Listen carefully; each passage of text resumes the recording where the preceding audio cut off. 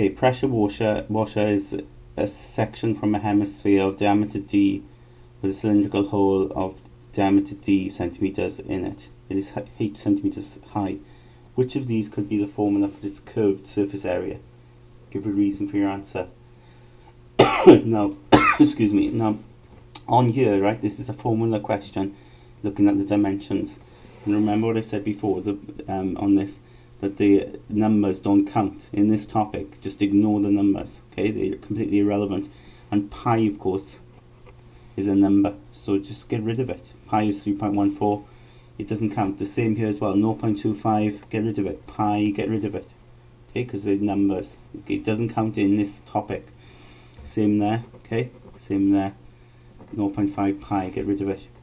Now if we take, if you look at what the question for, it's looking at surface area, right?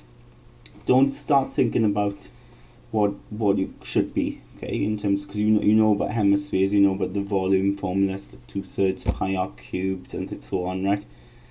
And they give you surface formulas as well on that formula page. Don't start thinking about that at all, right? Just use your idea of looking at dimensions, okay? Dimensional analysis. If we look at number 4, for instance, right? You've got d plus h, right? Now, remember, d is just a length. Little d is a length. H is just a length. You see them here. So that's like saying L plus L plus L. That's what we've got left, yeah? Right? Because all of this goes. So L plus L plus L is just 3L, yes? Which is just a much longer length. But ultimately, it's just a length, isn't it? Okay, it's not an area. Okay, so think about the dimensions here. You've got a length plus a length plus a length, which is what's going on here. Adds up to give an even longer length. So that would be a length, okay? Not an area. So number 4 is out to the shop window, so to speak. Number 3, okay, if you get rid of the numbers, you've got d, d, d. Okay, now that means we times them. So that's like length times length times length. Okay. So, and that of course gives you length L cubed, which of course we know is volume. Okay, so you can forget about that one as well. If we look at number 2, okay, and we left with there's a h, isn't there, on the outside, so we'll call that L.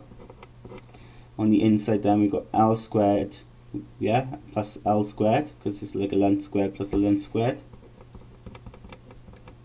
Okay, now of course if you think about this in here, in this bracket, L squared plus L squared, well that just gives you 2L squared, isn't it? It's still, you know, we were talking about an area here. Okay, so the fact that we're adding them together gives us another area, just an even bigger area. So again, in that bracket, it just becomes an L squared, it becomes an even bigger area. And of course, if we've got an L outside the bracket times L squared in here, that gives me L cubed, which is volume. So that's no good, so it must be the first one. Let me just prove then it is the first one. If we look at the first one, you've got an L here, and in the bracket then D and plus D, so L plus L. So you've got here then L outside, and of course in the bracket, L plus L is 2L, which is just even longer length, so we just call it L again. Don't worry about the numbers, as I said. And then L times L is L squared, area. Okay, so number 1 it is, okay? And I've justified it. It says to give a reason, I've given a reason here, okay? But just showing how the dimensions work. And I've proven that it's got an area, and I've shown the others are not area.